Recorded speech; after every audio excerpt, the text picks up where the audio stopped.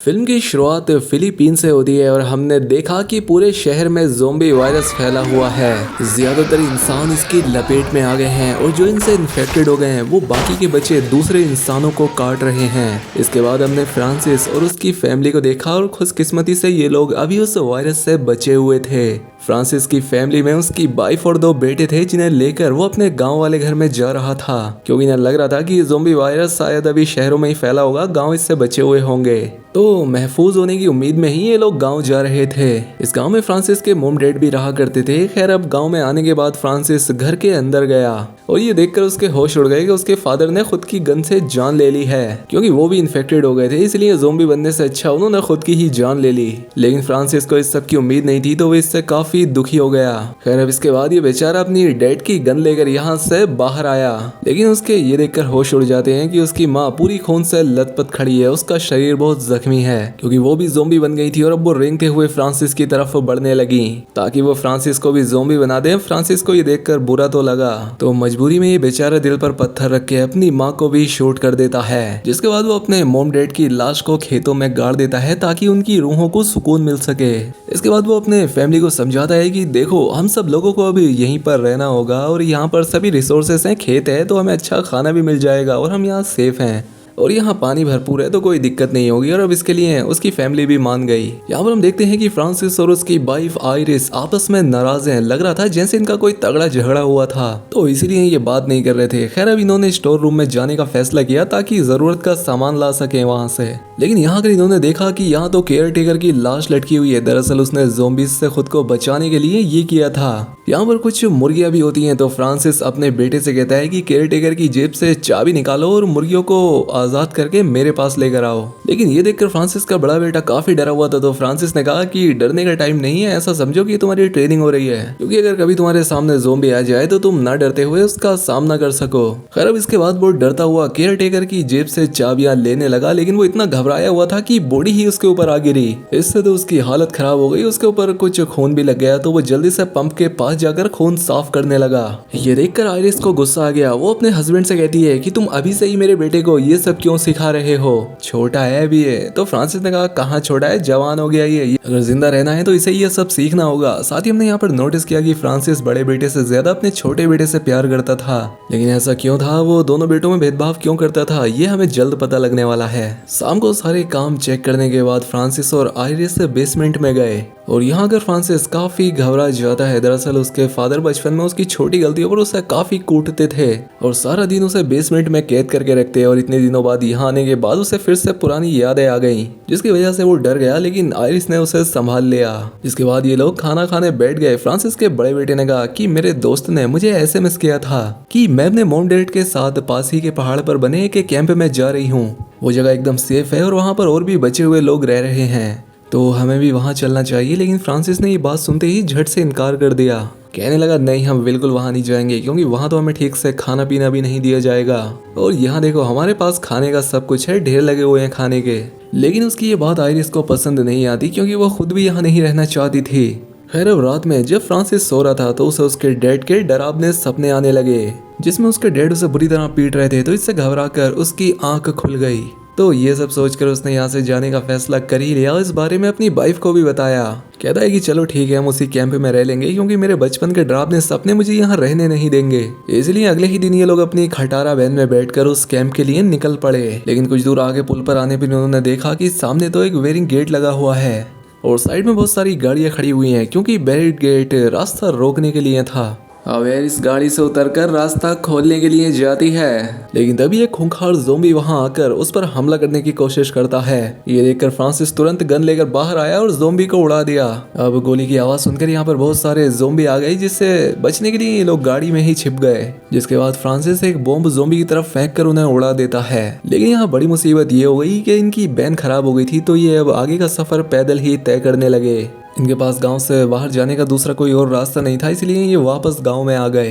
फिर अगली सुबह अगर फ्रांसिस अपनी उस कबाड़ वैन को फिर से ठीक कर लेता है, लेकिन इस बारे में वो अपनी फैमिली को नहीं बताता क्योंकि उसने मन बना लिया था कि वो यहीं पर रहेंगे। वो सोचता है कि गांव में तो मुझे सिर्फ बुरे सपने ही आते हैं, ना कि ये ज़ोंबी, तो चाहे कुछ भी हो जाए तो अब हम यहीं पर रहेंगे। तो इसलिए वो घर को ठीक कर लेता है, लाइट्स वगैरह भी लगा लेता है और फिर अपनी फैमिली के साथ डांस करने लगा ताकि वो लोग भी मजा कर सकें। इसके बाद फ्रांसिस के दोनों बेटे पुरानी तस्वीरें देखने लगे जिसमें उनके चाचा की भी तस्वीर थी। फ्रांसिस का छोटा बेटा अपने बड़े भाई से कहता है कि भाई आपने एक चीज नोटिस की, आप चाचा जैसे दिखते हो ना कि पापा जैसे। और ये सुनकर तो बड़े भाई के होश उड़ गए क्योंकि वो समझ जाता है कि अच्छा तो ये बात है, इसीलिए मेरा बाप मुझसे इतना नाराज रहता है, क्योंकि ये जान गया था कि ये उनका बेटा नहीं है बल्कि उसके भाई का बेटा है। दरअसल आइरिस का फ्रांसिस के भाई से चक्कर चल गया था, जिसके बाद ये बड़ा बेटा पैदा हुआ, लेकिन बावजूद इसके भी आइरिस ने अपनी वाइफ को माफ कर दिया। जिसके बाद उसने ही दोनों बच्चों को संभाला, लेकिन फिर भी बड़ा जो लड़का था वो इसका बेटा नहीं था, तो ये अक्सर उस पर गुस्सा निकालता था। लेकिन हाँ, फिर भी फ्रांसिस का मकसद उस बड़े लड़के को कोई चोट पहुंचाना नहीं था, बल्कि वो तो बाद में पछताता था कि यार मैं ये क्या कर रहा हूँ, क्यों कर रहा हूँ मैं ये।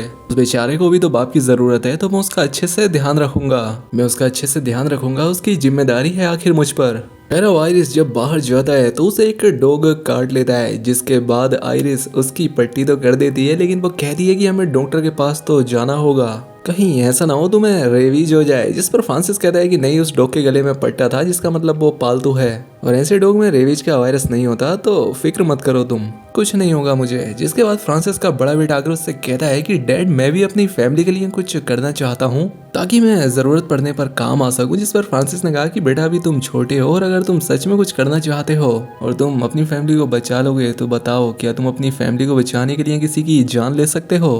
कहता है कि बिल्कुल पापा, मैं अपनी फैमिली को बचाने के लिए किसी की भी जान ले लूंगा। इसलिए फ्रांसिस उसे एक गन देकर सामने शूट करने को कहता है। उसका बेटा डरा हुआ था, लेकिन फ्रांसिस उसे और डराता है ताकि उसके अंदर का सारा डर निकल जाए। तभी यहाँ पर आइरिस और उसका छोटा बेटा भी आ गया। ये देखकर आइरिस ने अपने हस्बैंड से कहा, ये तुम क्या करवा रहे हो इससे, अभी वो ये सब करने के काबिल नहीं हुआ, तुम देख नहीं रहे वो कितना डरा हुआ है। अपनी माँ की ये बात सुनकर उसने शूट कर दिया, और गोली की आवाज सुनकर यहाँ ज़ोंबी आने लगे, तो इसीलिए अपनी जान बचाने के लिए ये लोग घर के अंदर भाग जाते हैं। ज़ोंबी भी इनका पीछा करते हुए घर तक आ गए थे, लेकिन इससे पहले वो घर में घुसते यहाँ पर कोई एक बड़ी गाड़ी आती है जिसमें कि कोई हॉर्न बजाकर ज़ोंबीज़ का ध्यान अपनी ओर करता है। जैसे ही ज़ोंबीज़ का ध्यान गाड़ी की तरफ गया, वो आदमी गाड़ी लेकर वहां से चला जाता है, जिनसे इन लोगों की जान बच जाती है। लेकिन फ्रांसिस ने उस गाड़ी को पहचान लिया था, जो कि दरअसल उसके भाई की ही थी। आप बिल्कुल सही समझे, वही भाई जिसके साथ इसकी बीवी के संबंध थे और जिसका बड़ा बेटा भी था। इसीलिए फ्रांसिस अगले दिन अपने भाई से मिलने गया, जो कि काफी गुस्से में था। तो उसके भाई ने कहा कि अरे बड़े भैया थोड़ा शांत हो जाओ, मैं बस ये देखने के लिए आया था कि मॉम डैडी ठीक है या नहीं। जिस पर फ्रांसिस ने कहा वो तो कब के मर गए। साथ ही गंदी खाकर उससे कहता है कि तुम्हारा भी कोई काम नहीं है, दफा हो जाओ यहाँ से, वरना अभी तेरी खोपड़ी खोल दूंगा 6 की 6 गोलियां उतार कर। जिस पर उसका भाई कहता है कि अरे भैया मैं यहाँ पर रहने के लिए नहीं आया हूँ। इसके बाद वो उसे एक नक्शा देकर कहता है कि सुना है पहाड़ के पास एक कैंप है और ये वहाँ जाने का नक्शा है, अगर मन करे तो चले जाना, वहाँ तुम्हारी जान बच जाएगी, और मैं भी वहीं जा रहा हूँ। लेकिन फ्रांसिस अपने भाई की मदद लेना नहीं चाहता था, इसलिए वो नक्शे को जला देता है। लेकिन तभी वो रुक गया, सोचने लगा कि क्या पता मुसीबत में ये नक्शा काम आ ही जाए,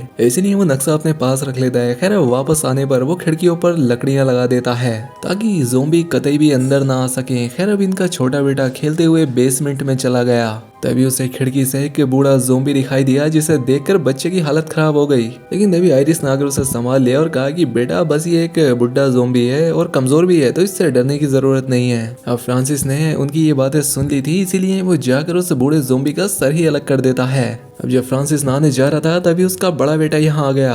उसने फ्रांसिस के पास वो नक्शा भी देख लिया, लेकिन इससे पहले वो कुछ कर पाता फ्रांसिस ने उसे डांट कर भगा दिया यहाँ से। यहाँ पर हम फ्रांसिस की बातों से समझ जाते हैं कि उसका बिहेवियर बिगड़ता जा रहा है। खैर जब रात में ये लोग डिनर कर रहे होते हैं तो बड़ा बेटा अपनी माँ को बता देता है कि डैड के पास एक नक्शा है। इसीलिए आइरिस फ्रांसिस से पूछने लगी क्या ये सही कह रहा है, लेकिन वो साफ इनकार कर देता है कि नहीं बिल्कुल नहीं, मेरे पास ऐसा कुछ नहीं है, जरूर इससे कोई गलत फहमी हुई होगी। इसके बाद वो अपने बच्चों को ये भी बता देता है कि जानते हो तुम्हारी माँ यहाँ से क्यों जाना चाहती है, ये मेरे भाई के पास जाना चाहती है जिसके साथ इसका भयानक वाला चक्कर था। ये तो तुम्हें कुछ महीनों पहले ही छोड़कर चली जाती, लेकिन वायरस की वजह से यहाँ अटकी पड़ी है बेचारी। अब ये बात सुनकर दोनों बच्चे काफी हैरान हो गए। बच्चों ने आइरिस से पूछा मोम क्या ये बात सच है, जिस पर उसने कहा कि हाँ मैं जाना चाहती थी उसके पास। जिसके बाद फ्रांसिस वो नक्शा निकालता है और सबके सामने जलाते हुए कहता है कि कोई कहीं नहीं जाने वाला, सब लोग यहीं रहेंगे और ये मेरा आखिरी फैसला है।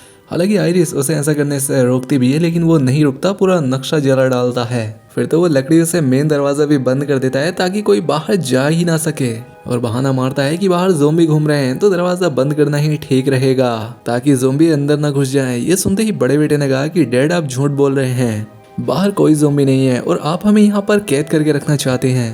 अब ये सुनकर तो फ्रांसिस का खून खोल उठा और बड़े बेटे को एक थप्पड़ जड़ दिया।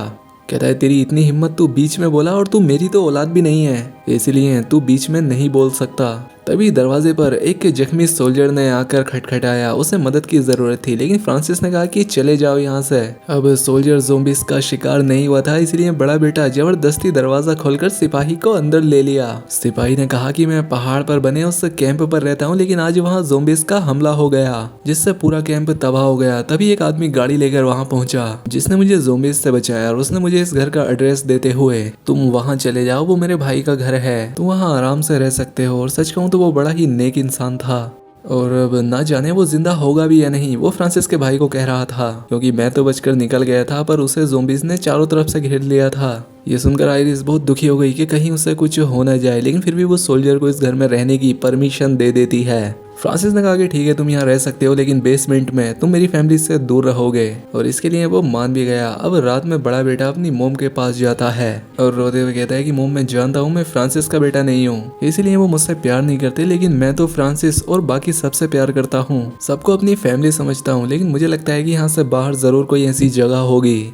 जो कि सेफ हो, जहाँ हम आराम से रह सकें। तो मोम प्लीज मुझे बाहर जाने की परमिशन दे दीजिए ताकि मैं अपनी फैमिली को सेफ रख सकूं। लेकिन आइरिस इसके लिए तैयार नहीं होती, लेकिन वो बार बार जिद करता है तो आइरिस बेचारी क्या ही करती, वो मान गई और वो घर से भाग जाता है। अगली सुबह जब फ्रांसिस बड़े बेटे को घर में नहीं पाता तो वो उसे हर कहीं ढूंढने लगा कि न जाने कहाँ चला गया वो, लेकिन दरवाजे को जब उसने खुला पाया तो समझ गया कि वो यहाँ से भाग गया है। इसलिए वो बहुत ज्यादा गुस्सा हो गया, उसने एक हथौड़ा उठाया और उस जख्मी सिपाही की जान ले लेता है, जिसके बाद वो आइरिस को भी मारकर बेहोश कर देता है। और जब उसकी आंख खुली तो वो खुद को बेसमेंट में पाती है, जहाँ पर छोटा बेटा भी था, क्योंकि फ्रांसिस ने दोनों को ही यहाँ बंद कर दिया था, यानी कि वो और पागल हो गया है। तभी उसकी नजर उस कुत्ते पर पड़ी जिसने फ्रांसिस को काटा था, तो फ्रांसिस उस डॉग को मार देता है और उसका मांस खिलाने के लिए अपनी बीवी बच्चों के पास ले गया। लेकिन जब आइरिस ने उसे खाने से मना किया तो फ्रांसिस ने गुस्से में प्लेट ही पटक दी। प्लेट में चाकू था। जब वो ऊपर गया तो फ्रांसिस ने उसे छिपाने का सोचा ताकि उसकी मदद से वो खुद को आज़ाद कर ले, लेकिन बेचारी की किस्मत इतनी अच्छी नहीं थी,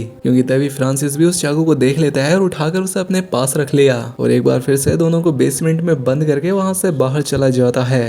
लेकिन आइरिस ने एक प्लान बनाकर अपने बेटे को जोर से चीखने को कहा। उसके बेटे ने जैसे ही चीख मारी, आवाज सुनकर फ्रांसिस बेसमेंट में आ जाता है। उसके अंदर आते ही आइरिस उस पर हमला कर देती है और अपने बेटे को लेकर आराम से बाहर आ गई और फ्रांसिस को अंदर ही कैद कर देती है, जिसके बाद उसे अपने डैड के ख्याल आने लगे कि किस तरह से उसके डैड उस पर जुल्म किया करते थे, जिससे वो बहुत डर जाता है। जब आइरिस और उसका छोटा बेटा बेसमेंट से बाहर आते हैं तो तभी यहाँ पर फ्रांसिस का भाई आ गया जो कि अब ज़ोंबी था। वो इन दोनों पर हमला करने लगा तो ये दोनों अपनी जान बचाकर यहाँ से भागने लगे, लेकिन वो आइरिस को पकड़ लेता है। अपनी भाई की आवाज सुनकर फ्रांसिस को गुस्सा आने लगा। उसे लगता है कि कहीं ये मेरी फैमिली को ज़ोंबी ना बना दे, और जैसे ही उसका ज़ोंबी भाई आइरिस को काटने वाला होता है तभी बेसमेंट का दरवाजा तोड़कर आइरिस बाहर आ गया।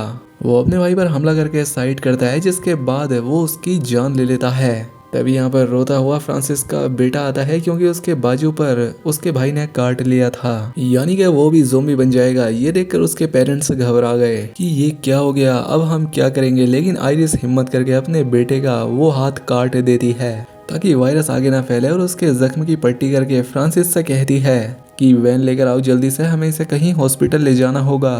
तो फ्रांसिस वैन लेने के लिए भागता है, लेकिन यहाँ पर उसका बड़ा बेटा जो गन लेकर खड़ा था वो फ्रांसिस को देख लेता है और उसे खून में लथपथ देख वो सोचता है कि डैड शायद पूरी तरह से पागल हो गए हैं और इन्होंने हमारी मोम को भी मार दिया है, तो इसीलिए वो फ्रांसिस पर गोली चला देता है। लेकिन जब वो फ्रांसिस के पास आया तो वो उसके गाल पर हाथ फेरते हुए कहता है कि मेरे बच्चे, मैंने हमेशा तुम्हें अपना बेटा माना है, और कभी अगर मेरी वजह से तुम्हारा दिल दुखा हो तो मुझे माफ कर देना। जिससे इस बेवकूफ को भी अकल आ जाती है कि मैंने इन पर गोली चला के गलती कर दी है। कहता है कि डैड मुझे माफ कर दो, मुझसे अनजाने से ये हो गया। लेकिन अब फ्रांसिस जा चुका था, लेकिन इससे उसका बेटा टूट जाता है। वो काफी दुखी हो गया कि ये मुझसे क्या हो गया। खैर अब वो बड़ा बेटा वैन लेकर घर की तरफ जाने लगता है, जहाँ पर घर पर आयरिस फ्रांसिस के आने का इंतजार कर रही थी। लेकिन उसे क्या पता था कि अब वो तो मर चुका है। अब इस बेचारी के लिए ना तो फ्रांसिस बचा था और ना ही उसका भाई, जो कि इसकी देखभाल करता, इसलिए अब सारी जिम्मेदारी आयरिस पर थी। जहाँ पर ये बेचारी अब अकेले ही अपने बच्चों को आगे पालने वाली है, वो भी ऐसे वक्त में जब हर कहीं ज़ोंबी वायरस फैला हुआ है। और अब इनका आगे का सफर हम इस फिल्म के अगले पार्ट में देखेंगे। तब तक दोस्तों वीडियो कैसी लगी हमें कमेंट करके बताएं। चैनल पर पहली बार आए तो सब्सक्राइब भी कर लें। मिलते हैं अगली शानदार वीडियो में।